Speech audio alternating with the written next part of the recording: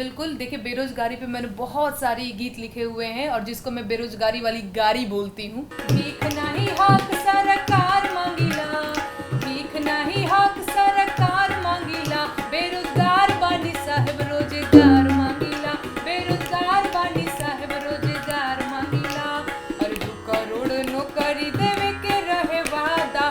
केजरीवाल जी, आपसे रिक्वेस्ट है कि प्लीज दिल्ली के पोल्यूशन पे थोड़ा सा ध्यान दीजिए। अब सोचिए कि बिहार की क्या हाल है कि बिहार में वो सब्जी भी नहीं बेच पा रहा है।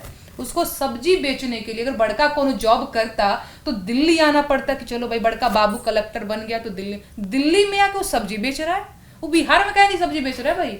आपने क्या हालत बना रखी है बिहार की, आप समझ रहे हो। डाला न तेल का नवामा कुरुसिया तो हर बाप के नहा, रोजगार देबा के करब डरामा कुरुसिया तो हर बाप के नहा। प्रणाम, नमस्कार। बिहार तक देख रहे हैं आप और मैं हूं मानसी, और आज बिहार तक में हमारे साथ मौजूद है नेहा सिंह राठौर और सर्वप्रेम। तो पहले तो नेहा और सर्वप्रेम, आपका बहुत बहुत स्वागत है बिहार तक पर। Thank you. तो हम ऐसे तो नेहा से काफ़ी ज़्यादा बातचीत करते हैं, नेहा खुद ही में ही एक खबर बन जाती हैं। नेहा की अभी अभी शादी हुई है, तो नेहा आपको बिहार तक की तरफ से आपकी शादी की भी ढेर सारी शुभकामनाएं। बहुत धन्यवाद मानसी, बहुत धन्यवाद। तो सबसे पहले ये बताइए कैसा चल रहा है सब कुछ, शादी के बाद क्या कुछ बदला है जिंदगी में? बहुत अच्छा चल रहा है। शादी के बाद बदला जैसा कुछ नहीं है, बल्कि हाँ एक चीज़ बोल सकते हैं, जैसे मैं गांव में थी शादी से पहले, बिहार में थी, तो नेटवर्क की बड़ी प्रॉब्लम होती थी वहाँ पे। तो मैं अभी दिल्ली में हूँ, तो हाँ ये कह सकते हैं कि कनेक्शन नेटवर्क थोड़ा बेहतर हुआ है।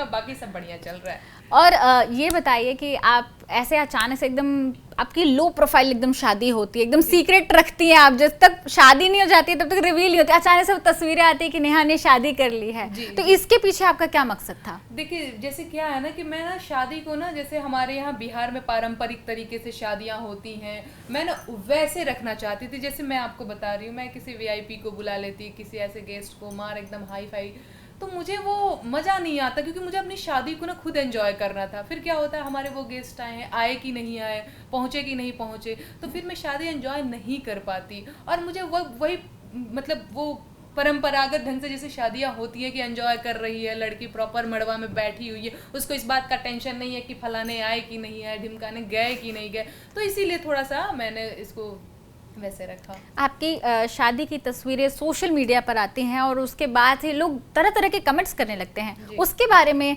आप कुछ अगर बताना चाहें। देखिए ये पहली बार नहीं हुआ है कि शादी हुई मेरी तो तरह तरह के कमेंट्स लिख रहे हैं। वो उससे पहले से भी मुझे, अगर आप ट्रोल की बात कर रही हैं तो पहले से ही मुझे ट्रोल करते रहे हैं। ऊपर से जब से आप ही के यहाँ मैंने वो इंटरव्यू में बोला था कि मेरी और हिमांशु की शादी ऐसे हुई थी, मतलब हम दोनों ने एक दूसरे को पसंद किया, इसके बाद घर वालों ने थोड़ा उस चीज़ को लेकर के, और लोग उस चीज़ का मजाक बनाते हैं कि हाँ ये तो है ही ऐसी। ऊपर से हिमांशु थोड़ा हेल्दी दिखता है, तो ये तो मोटुआ से शादी कर रही है टाइप, समझ रही है ना उनकी आईटी सेल की क्या क्या लैंग्वेज है उनकी गंदी गंदी।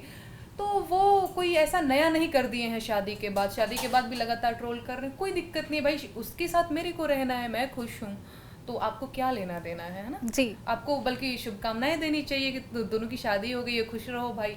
पर उल्टा लोग, सारे लोगों की मैं बात नहीं कर रही हूँ, कुछ लोग हैं भले लोग हैं, अच्छे लोग हैं जो शुभकामनाएं देते हैं, और कुछ लोग उसमें भी हैं कुंठित टाइप के लोग, उनको हर जगह बस वही गाली गलौज ही करनी है। तो कई लोग, तो आपको पता है कमेंट में एक ने लिखा था, पोस्ट किया था मेरे को टैग करके कि मैं तो अब इंतजार कर रहा हूँ कि नेहा सिंह राठौर का और हिमांशु सिंह का कब तलाक होगा।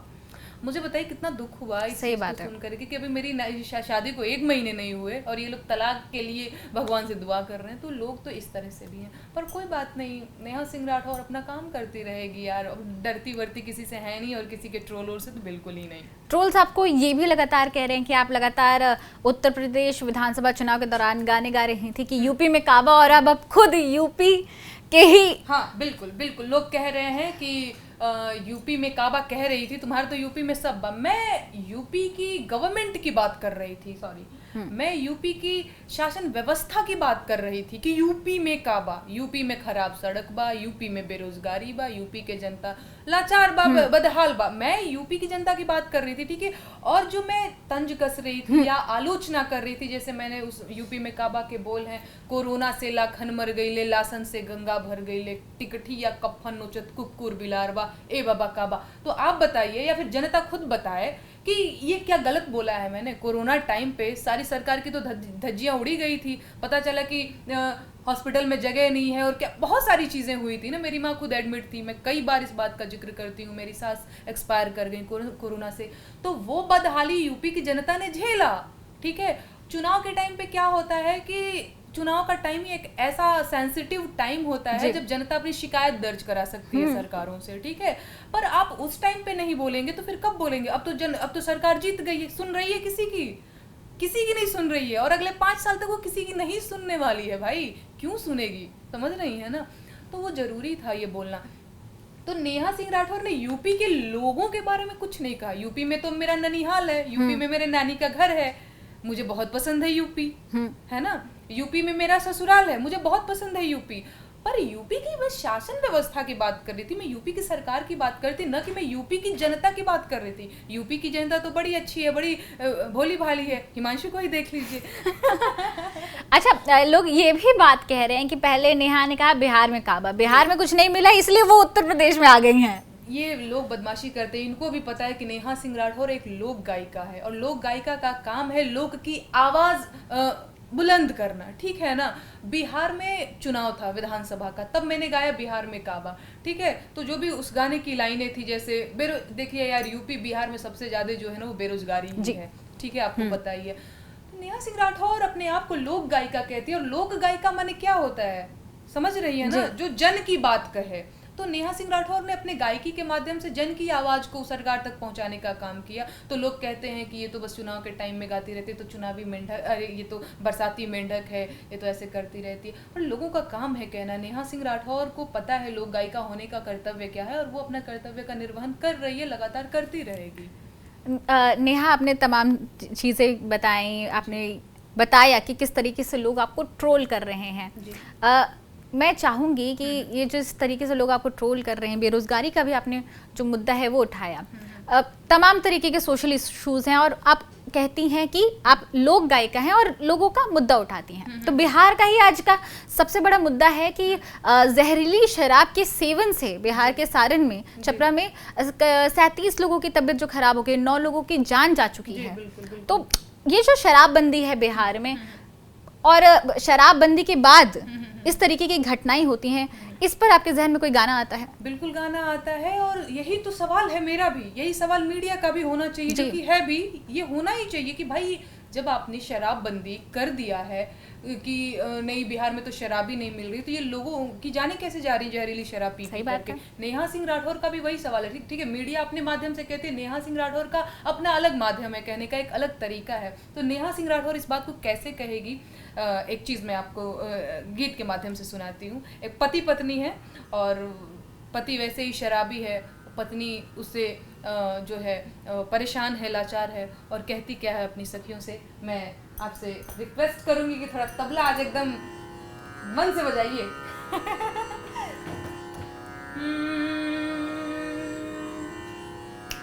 हो पियवा मिलल बा शराबी,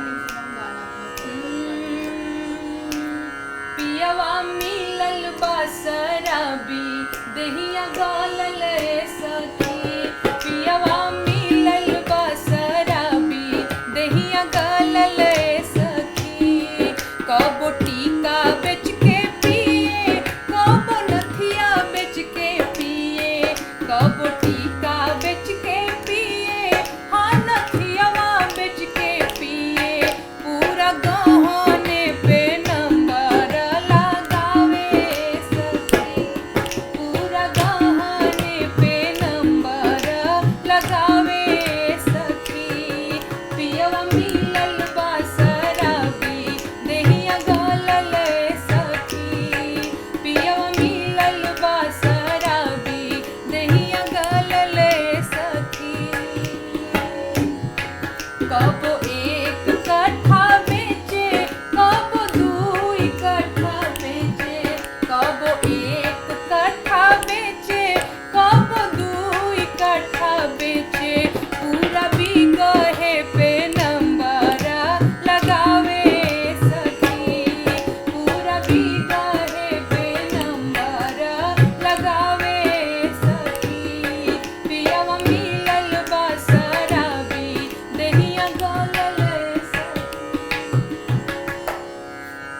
बहुत बढ़िया नेहा। Thank you, Mansi.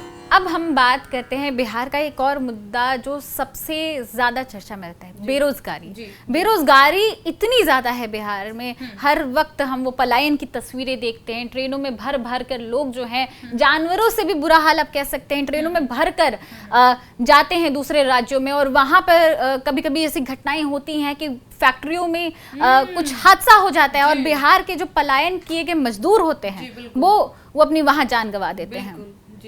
अगर इस पर अगर आप कोई गीत सुना सके तो। बिल्कुल, देखिए बेरोजगारी पे मैंने बहुत सारी गीत लिखे हुए हैं और जिसको मैं बेरोजगारी वाली गारी बोलती हूँ। एक गीत मैं आपको सुनाती हूँ। अरे भीख नाही हक सरकार मांगिला, भीख नाही हक सरकार मांगिला, बेरोजगार बानी साहेब रोजगार मांगिला, बेरोजगार बानी साहेब रोजगार मांगिला। भीख नाही हक सरकार मांगिला, भीख नाही हक सरकार मांगिला, बेरोजगार बानी साहेब रोजगार मांगिला, बेरोजगार बानी साहेब रोजगार मांगिला। और 2 करोड़ नौकरी देवे के रहे वादा, कहत रहल कि रोजगार मिली ज्यादा। 2 करोड़ नौकरी देवे के रहे वादा, कहत रहल कि रोजगार मिली ज्यादा। नून तेल पंचना उधार मांगिला, नून तेल पंचना उधार मांगिला, बेरोजगार बानी साहेब रोजगार मांगिला, बेरोजगार बानी साहेब रोजगार मांगिला। देश के इकोनॉमी के बैठ गईल भट्ठा, आँख खोला देखा मलिकार हुए झूठा। नून तेल पंचना उधार मांगिला और खेत बाड़ी जमीन बधार मांगिला, बेरोजगार बानी साहेब रोजगार मांगिला, बेरोजगार बानी साहेब रोजगार मांगिला, बेरोजगार बानी साहेब रोजगार मांगिला। वाह वाह वाह, क्या गाना था। अब हम चलते हैं एक और मुद्दा जो सबसे ज्यादा आजकल कह सकते हैं कि हर कोई इस बारे में बात कर रहा है, मतलब बात नहीं भी कर रहा है, कि ये भी कह सकते हैं कि हर इंसान के जहन में तो है लेकिन उस पर इस तरीके से पर्दा चढ़ा दिया जा रहा है कि उसको लोग भूल जा रहे हैं। वो मुद्दा है महंगाई का। महंगाई जानती हैं किस तरीके से बढ़ रही है।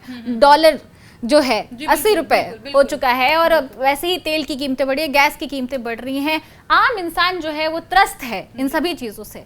तो महंगाई को लेकर अगर आप कटाक्ष करना चाहें तो कैसे करेंगे? बिल्कुल, आइए। अरे घटल बा कमाई बढ़ल जाता महंगाई हो कि लहे लहे खर्च कर, गोलुआ के माई हो कि लहे लहे खर्च कर।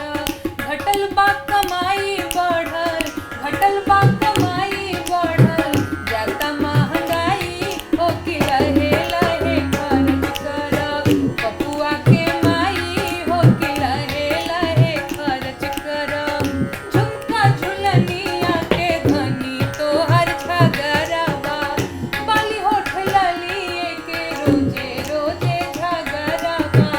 अब नहीं औडर पाउडर, अब नहीं औडर पाउडर, टिकुली की नाई हो कि लहे लहे खर्च करा। गोलुआ के माई हो कि धीरे धीरे खर्च करा। घटल बा कमाई बढ़ल, घटल बा कमाई बढ़ल जाता महंगाई हो कि धीरे धीरे खर्च करा। पपुआ के माई हो कि धीरे धीरे खर्च करा। वाह वाह वाह, क्या गाना गाया आपने। बहुत बढ़िया नेहा, महंगाई पर आपने बहुत ही बेहतरीन गाना गाया। महंगाई पर ही मेरा सवाल है कि कहीं ना कहीं आपको ऐसा नहीं लगता है कि महंगाई इतना बड़ा मुद्दा हुआ पड़ा है लेकिन सरकार जो है इस मुद्दे पर जो आम जनता है उसको भटकाने की कहीं ना कहीं कोशिश करती दिखती है? देखिए, इस पे मुझे ये कहना है कि यही चीज़ मेरे को भी नहीं समझ में आता है कि भाई आप एक तरफ कहते हैं कि आप देश की जनता के लिए तो ये कर रहे हैं, वो कर रहे हैं, भारत जो है विश्व गुरु बनने जा रहा है, फलाना कर दिया है, ढिमकाना कर दिया है, ठीक है। और इधर पता चल रहा है कि दूध दही पर भी जीएसटी लग रहा है। तो ठीक है, आप कर क्या रहे हैं? यही चीज़ तो मेरे भी समझ में नहीं आ रही, क्योंकि मैं भी तो एक शोषित जनता ही हूँ ना। तो पता नहीं, मुझे भी नहीं समझ में आ रहा है कि एक्चुअली में सरकार चाह क्या रही है, एक्चुअली में सरकार किस तरह से भला करना चाह रही है। सरकार इधर गैस सिलेंडर के दाम बढ़ा देती है, फिर सरकार आकर के कहती है कि भाई देश में विकास हो रहा है। तो सच बताऊं मानसी, तो ये मुझे भी समझ में नहीं आ रहा है कि ये हो क्या रहा है। तो क्या जनता इतनी बेवकूफ़ हो गई है, या जनता के दिमाग में आकर चल क्या रहा है? मुझे ये नहीं समझ आ रहा है कि जनता के दिमाग में आकर चल क्या रहा है कि जान रही हैं कि प्राइसेस इतने बढ़ रहे हैं, महंगाई इतनी बढ़ रही है, फिर भी अगर सरकार से जनता नाखुश होती तो दोबारा नहीं आती। यार मानसी, ये सच में मुझे नहीं समझ में आता है, क्योंकि महंगाई से त्रस्त हैं लोग, बेरोजगारी से त्रस्त हैं लोग, मतलब एक तरह से मैं बोल सकती हूँ भूखमरी से भी त्रस्त हैं लोग। कोरोना लॉकडाउन के टाइम में तो जो हाल हुआ था वो देश को पता है, दुनिया को भी पता है। इसके बाद भी मुझे नहीं पता कि क्यों, या फिर हो सकता है कुछ ऐसी पॉजिटिव चीज़ ज़रूर है इस गवर्नमेंट की कि जनता उस पर दोबारा उनको वोट कर रही है, भरोसा कर रही है। मुझे नहीं मालूम इस चीज़ का, एक्चुअली में मैं आंसर नहीं दे सकती हूँ, क्योंकि एक तरफ आप कहते हैं कि महंगाई है, बेरोजगारी है, दूसरी तरफ आप उसी गवर्नमेंट को दोबारा से चुनते हैं, तो कुछ तो बात होगी। खैर, अंतिम डिसीजन जनता का ही होता है और उसे हमें मानना ही पड़ता है। पर एक्चुअली में मुझे नहीं पता कि जब आप एक तरफ रो रहे हैं बेरोजगारी का, ठीक है, रोज सड़क पे प्रदर्शन कर रहे हैं, दूसरी तरफ आप उन्हीं को वोट कर रहे हैं, मुझे नहीं पता ये एक्चुअली में क्या चल रहा है। पर जो भी चल रहा है ये थोड़ा कम ठीक चल रहा है, ये तो मुझे जरूर समझ में आ रहा है। मेरा अगला सवाल है अग्निपथ योजना को लेकर। हमने हाल ही में देखा कि किस तरीके से अग्निपथ योजना का जो विरोध किया गया छात्रों के द्वारा, ट्रेनें जला दी गई। सबसे ज्यादा जो था वो बिहार और यूपी में ही प्रदर्शन देखने को मिला, और कह सकते हैं कि जो सबसे ज्यादा अफेक्टेड स्टेट था वो बिहार था। ट्रेनें जो थी वो पूरी तरीके से विस्थापित हो गई, परिचालन बंद हो गया था एक तरीके से। और उसके बाद जब भर्ती जो प्रक्रिया है उसका मौका आता है तो इतनी ज्यादा संख्या में जो छात्र हैं वो आवेदन कर देते हैं। तो अग्निवीर योजना को लेकर भी आपने गीत गाया था, और वो गीत आप सुनाएंगे, लेकिन उससे पहले आप बताइए कि आपको क्या लगता है कि अग्निपथ योजना जो है वो क्या सही है?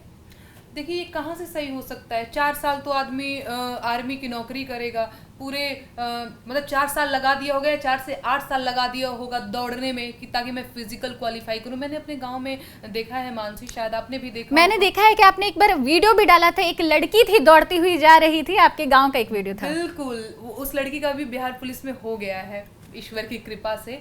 पर उसकी तरह कई लड़कियां, कई लड़कों को मैं अपने गांव में रोज देखती हूँ, लंबी कूद रहे हैं, ऊंची कूद रहे हैं, दौड़ रहे हैं। मतलब मैंने धूप में देखा है, दोपहर के 4 बजे, जेठ की दोपहरी 4 बजे तो दोपहर ही रहता, 4 बजे 5 बजे बहुत गंदी धूप लगती है, उसमें टहल रहे हैं, दौड़ रहे हैं, पसीना बहा रहे हैं ताकि आर्मी में वो भर्ती हो जाए। 8 साल तो तैयारी करने में लगा दी, मतलब फिजिकली, और इसके बाद उनको 4 साल की नौकरी मिलेगी। ठीक है, गांव जवार के ताने वो अलग से सुने हुए हैं कि फलनवा का बेटा तो आवारा निकल गई बा, देखा ना झूठा ही का दौड़ता है, कुछ करे वाला ना है। हमारे यहाँ ऐसे ही बोला जाता है। बात है। जब तक सिलेक्शन नहीं हुआ है तब तक वो आवारा नंबर 1 है, सिलेक्शन हो जाने के बाद उसके सारे पाप भूल जाते हैं। ऐसा है, चाहे वो आर्मी की भर्ती हो, चाहे वो आर्मी का कोई बहुत बड़का चीफ बन जाए, कुछ भी बन जाए, या सिपाही बने। तो आप बताइए, 8 साल मेहनत करके वो 4 साल की नौकरी करे, मतलब क्या मतलब है इसका? और 4 साल बाद वो रिटायर हो जाएगा तो वो क्या करेगा? अच्छा, मान लीजिए युद्ध लग जाता है, ठीक है, पाकिस्तान से लड़ाई लग गई, चीन से लड़ाई, कहीं से भी, ठीक है, भारत पाकिस्तान का अगर युद्ध होने वाला है तो क्या सोचेगा यार? मतलब समझ पा रही है ना, उसका मोरल किस चीज़ को लेकर के थोड़ा सा हाई होगा कि मुझे लड़ना है अपने देश के लिए। क्या इसलिए कि 4 साल बाद मुझे रिटायर होना है? अरे मर ही तो जाएंगे ना। अगर इस तरह से युद्ध हो रहा है, अगर हमारी जान चली गई तो क्या बहुत ऐसा उखाड़ लेंगे? समझ पा रही हैं आप उस बेरोजगार की बात समझने की कोशिश करिए, या फिर उस सैनिक की बात समझने की कोशिश करिए कि उसके मन में क्या चलेगा उस टाइम। 4 साल की नौकरी के लिए मैं युद्ध करने तो नहीं जाऊंगा, ये यही सोचेगा। आप इस चीज़ को आप वहाँ पे रख करके देखिए, वो यही सोचेगा यार मैं युद्ध लड़ने जा रहा हूँ 4 साल की नौकरी के लिए। समझ पा रही है ना? तो मेरे ख्याल से तो ये बिल्कुल ही गलत है, और अग्निवीर जो योजना है सरकार को इसे वापस ले ही लेना चाहिए मेरे ख्याल से, क्योंकि मैंने इस चीज़ को देखा है। और ज़्यादातर आर्मी में जो सिपाही बनते हैं ना, वो बहुत बड़का किसी मंत्री विधायक के बेटे नहीं होते हैं साहब, है ना। वो हमारे जैसे घर के लोग होते हैं, मिडिल क्लास फैमिली के लोग होते हैं, उनके फादर किसान हैं या फिर कहीं बहुत छोटी सी जॉब कर रहे होते हैं, ठीक है। तो उन्हीं के बच्चे आर्मी में आ रहे हैं मेहनत करके। 4 साल की नौकरी के लिए 8 साल तैयारी क्यों करेगा कोई यार, क्या फायदा है? आप खुद समझिए, कोई मतलब नहीं है। तो मेरे ख्याल से तो ये अग्निवीर योजना जो है सही नहीं है, और उसके लिए मैंने एक गीत भी लिखा हुआ है, मैं आपको सुनाना चाहती हूँ। सुनाओ? सुनाइए। सुनाती हूँ, मेरे फोन में है, मैं सुनाती हूँ आपको। अरे घामा के घमाइल देहिया भइल जाता करिया, समझ रही है ना? घामा के घमाइल देहिया भइल जाता करिया, भरती निकाली साहेब बीतल जाता उमरिया, भरती निकाली साहेब बीतल जाता उमरिया, भरती निकाली साहेब। हाई जंप लॉन्ग जंप कुदनी भोरा हरिया, हाई जंप लॉन्ग जंप कुदनी भोरा हरिया, हम तो गोला फेंकत बानी, हम तो गोला फेंकत बानी, लहकल जेठ के दोपहरिया, भरती निकाली साहेब बीतल जाता उमरिया, भरती निकाली साहेब। एक चीज जो बहुत इंपॉर्टेंट चीज है, बताते रहो आप, जो हमारे गांव जवार में बोला जाता है, बच्चों को ताना मारा जाता है जब वो रोड पे दौड़ रहे हैं, मेहनत कर रहे हैं, तो कहते हैं गांव वाले कि का हो बबुआ ज्वाइन कहिया करबा कलकटरिया, का हो बबुआ ज्वाइन कहिया करबा कलकटरिया, ताना मारे गौवा जवरिया जब निकली ला बाहरिया, ताना मारे गौवा जवरिया जब निकली ला बाहरिया, भरती निकाली साहेब। और बेरोजगार क्या कहता है लास्ट में? अरे चाही परमानेंट न चाही 4 साल वाला नौकरिया, चाही परमानेंट न चाही 4 साल वाला नौकरिया, हमसे ना होई साहेब, हमसे ना होई साहेब, अग्निवीर के बेगरिया, हमसे ना होई साहेब, अग्निवीर के बेगरिया, भरती निकाली साहेब बीतल जाता उमरिया, भरती निकाली साहेब। बहुत बढ़िया नेहा। नेहा, अब मैं चाहूँगी कि हम एक बहुत ही इम्पोर्टेंट टॉपिक, जो आजकल देश का माहौल है, उदयपुर में जो कुछ भी होता है, मुझे पता है कि पॉलिटिकल सवाल यहाँ पर पूछना सही नहीं होगा, लेकिन मैंने आपका एक गाना देखा था आपके चैनल पर, तो उसके बाद मुझे ऐसा लगा कि मैं आपसे ये सवाल कर सकती हूँ, जो देश का माहौल हुआ पड़ा है, जो विवाद हुआ, मैं नाम नहीं लेना चाहूँगी, लेकिन आप भी समझ रही हैं, तो उदयपुर में जो कुछ भी होता है उसके पीछे आपको क्या लगता है, क्या वजह है? देखिए, जब से मैं आपको बताऊं, मुझे नहीं पता यार, वजह वही सवाल मेरे भी जहन में बार बार आते रहते हैं।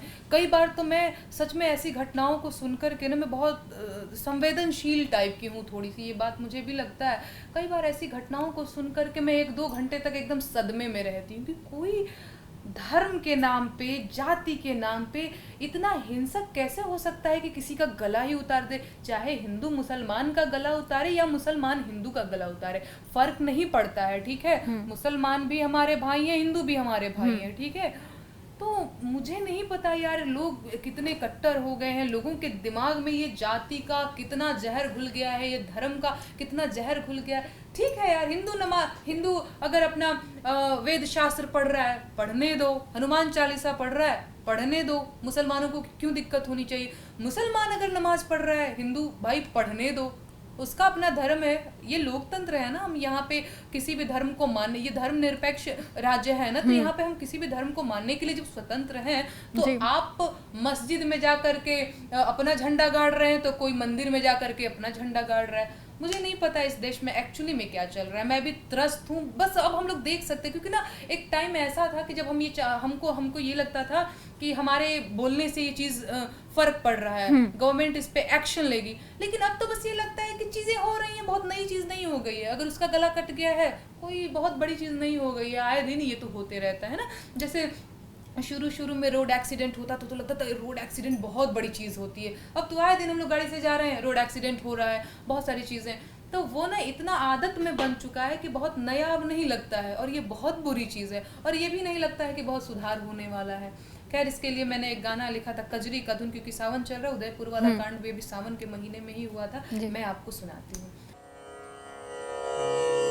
सावन में बरसे लहुअन के धार, लगे कजरी बेकार राजा जी। सावन में बरसे लहुअन के धार, लगे कजरी बेकार राजा जी। एहिजा हिंदू मुसलमान मचल बाटे घमासान, एहिजा हिंदू मुसलमान, एहिजा हिंदू मुसलमान मचल बाटे घमासान, एहिजा हिंदू मुसलमान मचल बाटे घमासान। केहू के गर्दन केहू के तलवार, लगे कजरी बेकार राजा जी। केहू के गर्दन केहू के तलवार, लगे कजरी बेकार राजा जी। साहेब करेले ऐलान विश्व गुरु हिंदुस्तान, साहेब करेले ऐलान विश्व गुरु हिंदुस्तान। इत बोले ले झूठ हजार, लगे कजरी बेकार राजा जी। इत बोले ले झूठ हजार, लगे कजरी बेकार राजा जी। हो गिरल रुपिया के दाम भइल देश बदनाम, गिरल रुपिया के दाम भइल देश बदनाम। पूरी दुनिया में भइल शर्मसार, लगे कजरी बेकार राजा जी। ओ पूरी दुनिया में भइल शर्मसार, लगे कजरी बेकार राजा जी। ओ मीडिया उन्हीं के बोल बोले, हाँ साहेब के बोल बोले, मीडिया उन्हीं के बोल बोले, हाँ साहेब के बोल बोले। गुण गावे दरबारी कलाकार, लगे कजरी बेकार राजा जी। ओ गुण गावे दरबारी कलाकार, लगे कजरी बेकार राजा जी। बहुत ही बढ़िया नेहा, कजरी सुनकर तो एकदम दिल खुश हो गया। अभी सावन चल भी रहा है, तो मैं चाहूँगी कि सावन का कोई लोकगीत जो हो ना वो सुना दीजिए, भोजपुरी स्टाइल में, हमारा टिपिकल। हाँ हाँ, बिल्कुल बिल्कुल, मैं सुनाती हूँ। हो पिया मेहंदी, बहुत लोगों ने गाया है और मुझे ये गाना बहुत पसंद है। ये मुझे लगता है इससे शायद पुराना कोई पारंपरिक कजरी नहीं होगा, या फिर होगा भी तो ये भी बहुत पुराना है और बहुत अच्छा है। हो पिया मेहंदी ली आई द मोती झील से, जाई के साइकिल से ना।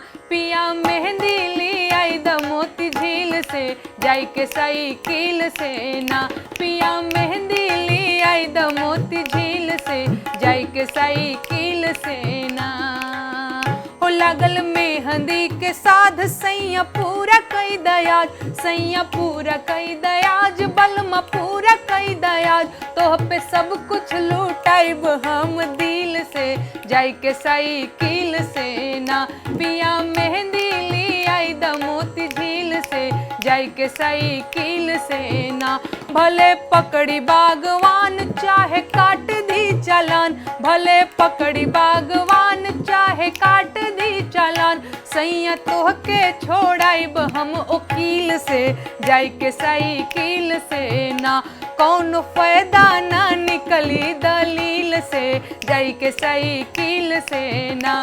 पिया मेहंदी ली आई द मोती झील से, जाई के साइकिल से ना।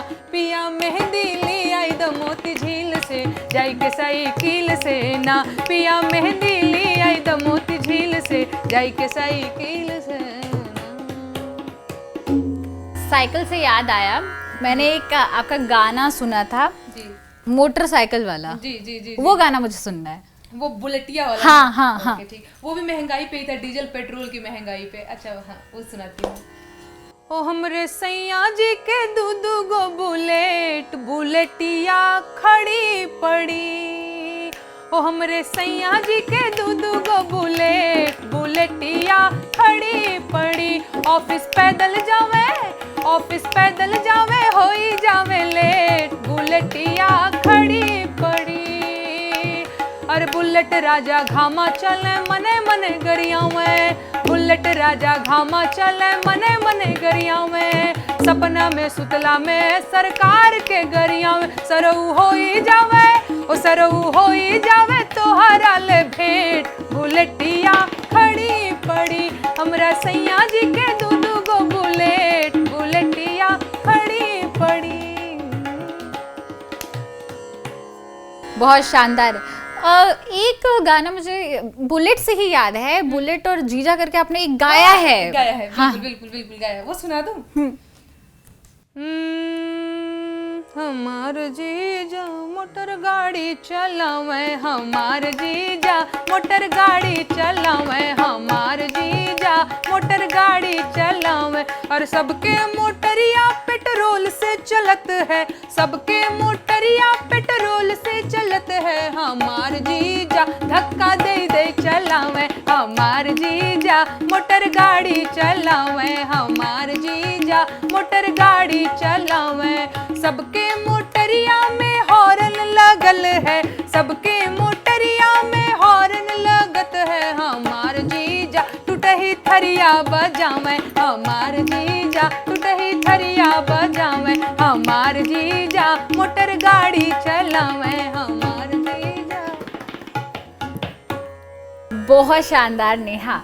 अब मैं चाहूंगी कि रक्षाबंधन आ रहा है और लगता है शादी के बाद ये पहली बार होगा कि आप अपने भाई से दूर होंगी। हाँ, या भैया आ रहे हैं आपके? नहीं भैया तो अभी उनकी छत्तीसगढ़ में पोस्टिंग है तो वो दूर है। अच्छा, तो अब हम सुनेंगे नेहा द्वारा लिखा गया सावन का गीत। नेहा शुरू करिए। बिल्कुल, मैं शुरू करती हूँ कि ये हो सासू रोटी पकाइले चूहनिया रोपनिया हमसे ना हुई है, कि ए हो सासू रोटी पकाइले चूहनिया रोपनिया हमसे ना हुई है, नहीं हर राजा वाढ़ा के धिया ससुरा में नौकरिया पिया, नहीं हर राजा वाढ़ा के धिया ससुरा में नौकरिया पिया, कि हम हई सहरी नहीं दे हतिनिया रोपनिया हमसे ना हुई है,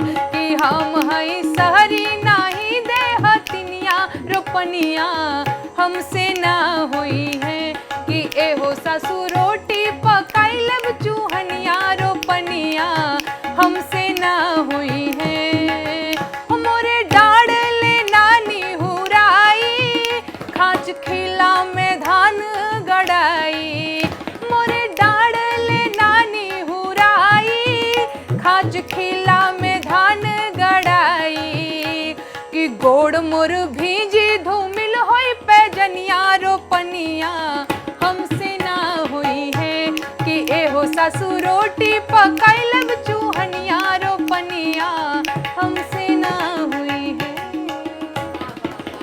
नेहा, बहुत ही शानदार था ये गाना, बड़ा मजा आ गया आपके साथ गाना सुनकर। अब चलिए हम कुछ बातचीत भी कर लेते हैं। ये बताइए कि दिल्ली आ गई हैं, दिल्ली शिफ्ट हो गई हैं, तो कैसा लग रहा है ऐसे बिहार से आकर अब मतलब दिल्ली में शिफ्ट हो गई हैं? हाँ। तो अब आपको क्या लगता है, क्या अंतर है यहाँ की लाइफस्टाइल और वहाँ की लाइफस्टाइल में? और आपने पूछा कि कैसा लग रहा है, तो देखिए माफ करना दिल्ली वालों, आपका ये अपना घर है, अपना गांव है, अपना देश है, अपना शहर है, जो भी है आपको बहुत अच्छा लगता होगा, मुझे बहुत बेकार लग रहा है। क्यों? हाँ, अब मैं आपको बता रही हूँ।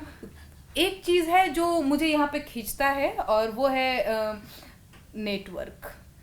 हाँ, मैं बिहार की लड़की हूँ, मैं बिहार के गांव में पली बढ़ी हूँ, और गांव में इतनी मुझे नेटवर्क की समस्या हुई है। मानसी दीदी आपको बहुत अच्छे से पता है, आप जब भी मुझे बोलती होंगी कि नहीं आज आपके साथ कुछ शूट करना है, तो मैंने यही जवाब दिया होगा, नहीं हो पाएगा, गांव में हूँ, क्योंकि नेटवर्क सही नहीं है। बेकार मुझे इसलिए लगता है, मैं आपको बता रही हूँ, क्योंकि दिल्ली में ना यार आप 2 BHK रूम लेते हो, 3 BHK रूम लेते हो, ठीक है। हाँ, आपको वो खुला वातावरण कहाँ मिल पाता है जो बिहार के गांव में मिल सकता है, वो हरियाली। अच्छा, मैं इतना रोपनी को मिस कर रही हूँ। यहाँ दिल्ली में हमने तो एक आर्टिफिशियल घास लगा रखा है अपनी बालकनी में, शायद आप देखी होंगी। बस वही है कि हाँ भैया फील आ रहा है कि गांव में, पर गांव वाली बात नहीं है दिल्ली में, और कभी हो भी नहीं सकता।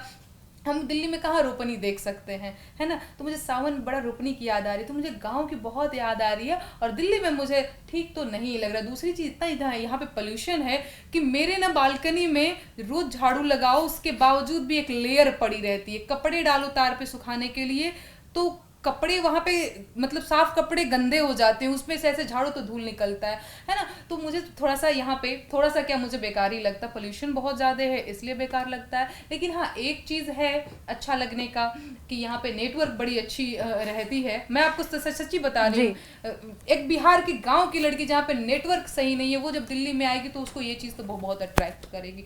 तो मुझे ये चीज काफी अट्रैक्ट करती है जिसकी वजह से मैं हूँ। दूसरी चीज ये है कि हिमांशु की यहीं पे जॉब है तो मुझे रहना ही होगा। पर अब मैं देखिए मैं 24-25 साल अपने गांव में रही हूँ तो मुझे कहाँ ही दिल्ली का वातावरण सही लगेगा। अच्छा, तो जो पोल्यूशन है उसको लेकर आप दिल्ली के मुख्यमंत्री केजरीवाल जी को कुछ मैसेज देना चाहेंगे तो बता दीजिए। बिल्कुल मैसेज देना चाहूंगी केजरीवाल जी।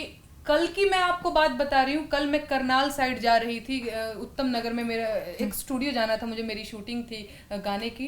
भाई साहब मैंने हिमांशु को बोला कि हम जयपुर जा रहे हैं क्या, ये आमेर का जो किला है वो पहाड़ी पे है। वो पता है आपको क्या था, कूड़े का पहाड़ था वो। मैं रास्ते में इनसे भी बोल रही थी कि सर्वप्रिय तुमने कूड़े का पहाड़ देखा है, तो इन्होंने बताया कि हाँ मैं जानता हूँ। उसके ऊपर जेसीबी चढ़ी हुई थी। ये है दिल्ली। मैंने कहा हिमांशु को, हिमांशु ये चीज गांव में नहीं, ये सिर्फ दिल्ली में देखने मिल सकता। कूड़े का पहाड़, इतना बड़ा पहाड़ कि उसके ऊपर जेसीबी चल रही है, उसके ऊपर रोड बन रहा है। ओ माय गॉड, पता नहीं 100-150 सालों से वहां पे कूड़ा इकट्ठा हो रहा है। वो चीज है। एक और चीज, मैं मुखर्जी नगर में रहती हूँ। केजरीवाल जी अगर मेरी आवाज जा रही होगी, वहां पे एक नेहरू विहार में गंदा नाला है। वो इतना गंदा बास करता है, इतना गंदा बात, कृपया उसे समय समय पे सफाई करवाते रहें। क्योंकि उससे क्या होता है कि हम लोगों का, ऐसा हिमांशु बता रहा था कि इस गंदे नाले की बदबू की वजह से हम लोगों का जो है वो वॉशिंग मशीन खराब होता रहता है। ऐसा वो बताता है। केजरीवाल जी आपसे रिक्वेस्ट है कि प्लीज दिल्ली के पोल्यूशन पे थोड़ा सा ध्यान दीजिए। दूसरी चीज, उधर का रोड भी बहुत खराब है, नेहरू विहार साइड का। अगर ऑटो से आप जाओ ना, पूरे कमर में आपके दर्द हो जाएगा। मैं तो खूब घूमी हूँ, मतलब घूम रही हूँ, सॉरी घूमी तो क्या हूँ, घूम रही हूँ। तो यही मैं उनको बताना चाहूंगी कि थोड़ा ध्यान दीजिए। और बिहार के मुख्यमंत्री नीतीश कुमार जी को, क्योंकि बिहार में डेवलपमेंट होती दिखती तो है, लेकिन क्या आपको लगता है कि वहाँ पे डेवलपमेंट है? देख लीजिए, विकास तो यही है कि आज शराब से कितने लोगों की जान गई, कितने लोग हॉस्पिटल में भर्ती हैं। उधर हमारे मुख्यमंत्री जी कहते हैं कि बिहार में बहार है, सुशासन की सरकार है, ये सारी चीजें हैं। ये सारी चीजें जब है, चलो मान लिया क्योंकि आप कह रहे हैं, तो फिर ये क्या है जो आज हुआ वो क्या था जी, है ना। या फिर बेरोजगारी की जो समस्या, बिहार में सबसे ज्यादा समस्या बेरोजगारी की है। जो ट्रेनों में कस कस करके लोग दिल्ली बम्बे भागते हैं, हाँ। तो वो यहाँ कर क्या रहे हैं? आपको पता है एक बात, मुखर्जी नगर में जितने ठेले लगे हुए हैं, कल मैंने आपको, मैं मानसी बता रही हूँ, पाइनएप्पल काट काट करके बेचते हैं। मैं वहां पाइनएप्पल खाने गई थी, वो बिहार के हैं, है ना। मतलब हर ठेला वाला, हर सब्जी वाला, उनसे अगर भोजपुरी में बोल दो कि 2 किलो लौका दे दो, 2 किलो कोहड़ा दे दो, अरे आप बिहार के हैं। मैंने कहा बिहार के, हम भी बिहार के ही हैं। हर सब्जी वाला बिहारी है। तो यहाँ पे सब्जी बेचना उसको बहुत अच्छा लग रहा है कि यहाँ पे आकर के, मतलब बिहार, अब सोचिए कि बिहार की क्या हाल है कि बिहार में वो सब्जी भी नहीं बेच पा रहा है। उसको सब्जी बेचने के लिए अगर बड़का कोनो जॉब करता तो दिल्ली आना पड़ता कि चलो भाई बड़का बाबू कलेक्टर बन गया तो दिल्ली में आके वो सब्जी बेच रहा है। वो बिहार में क्या नहीं सब्जी बेच रहा है भाई। आपने क्या हालत बना रखी है बिहार की, आप समझ रहे हो।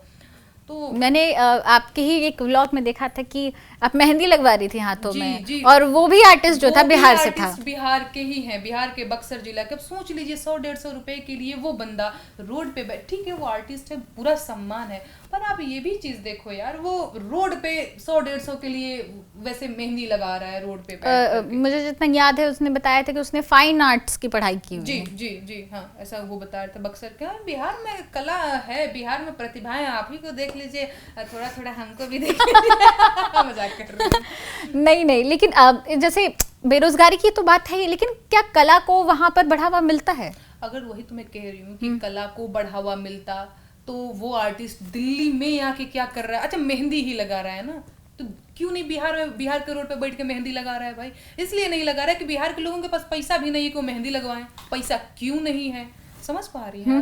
वही वो तो चीज मेरे दिमाग से निकलता नहीं है यार, कि बड़का कोई कलेक्टर बन के दिल्ली आया होता तो वो भी अपने आप को गर्व से कहते, या हम भी कहते कि भाई हाँ आए हैं बाबू साहब जो है कलेक्टर बन के दिल्ली में आ करके वो झाड़ू लगा रहा है, वो वॉचमैन की नौकरी कर रहा है, वो सब्जी बेच रहा है, वो ठेला लगा रहा है, वो आइसक्रीम बेच रहा है।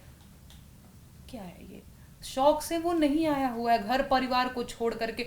आपको मैं बता दूं, दिल्ली में मैंने ये भी चीज देखा है, रोड पे सोते हुए लोगों को देखा है। वो 2-4 हजार रुपया महीने का कमाते हैं, वो रोड पे सोते हैं, उनके पास छत नहीं, वो बिहार के लोग हैं।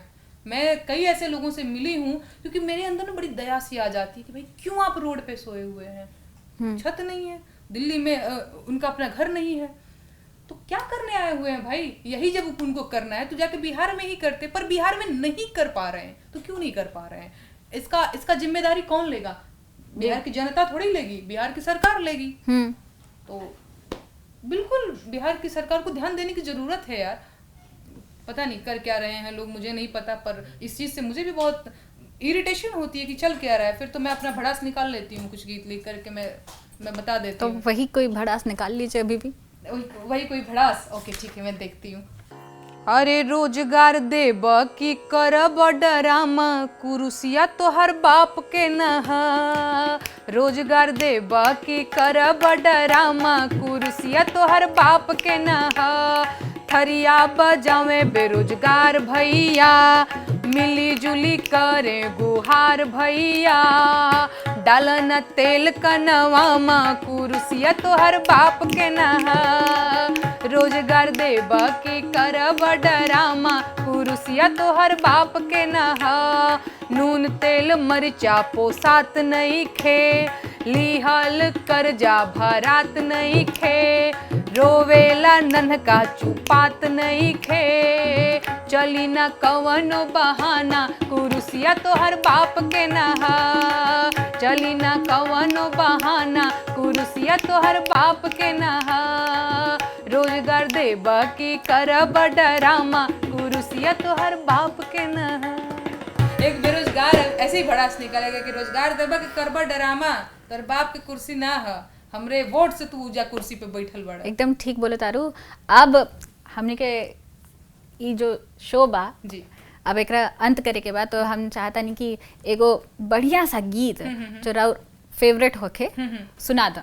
देखिए हमार एगो फेवरेट गीत बाटे जोन कि हम पहला बार लिखले रहनी, पहला बार नहीं, ओकरा बाद भी कई ओकरा पहले भी कई गो गाना लिखले बानी, लेकिन कारखाना बंद हो गईले, हमार पिया घरे ना आइले। हाँ।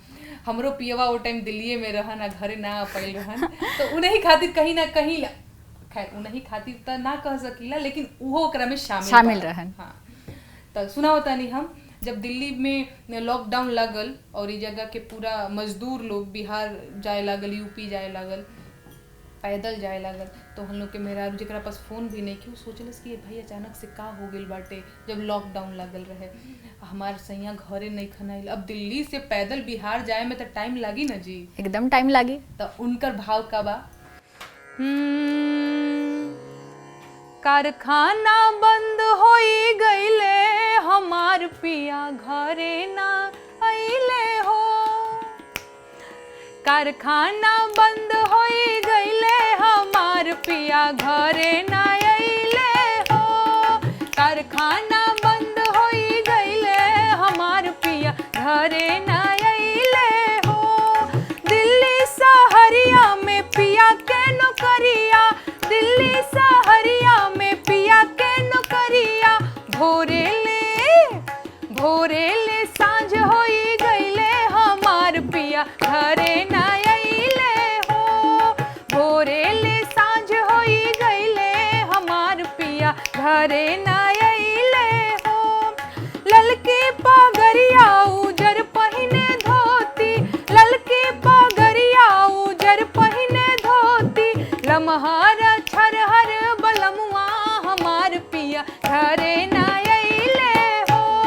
लमहर छरहर बलमुआ, हमार पिया घरे ना आइले हो। कारखाना बंद होई गईले, हमार पिया घरे ना आइले हो। खूब बढ़िया नेहा, खूब बढ़िया गीत रहे और एकदम मजा आ गई कहे के बाद, एकदम खूब मन लगल कि एकदम मन से गईलू एकदम। थैंक यू, एकदम बहुत अच्छा लगा नेहा। और अब हम इस इंटरव्यू को यहीं पे ख़त्म करते हैं। आपने इतना समय दिया हमें, सर्वप्रियम आपका भी बहुत बहुत शुक्रिया और नेहा आपका भी। और इसी के साथ मैं बिहार तक के दर्शकों को धन्यवाद देना चाहूँगी और हम अब अगले एपिसोड में मिलेंगे जब हमारे साथ एक नए गेस्ट होंगे और नेहा के ऐसे ही गीत आप सुनते रहेंगे बिहार तक पर।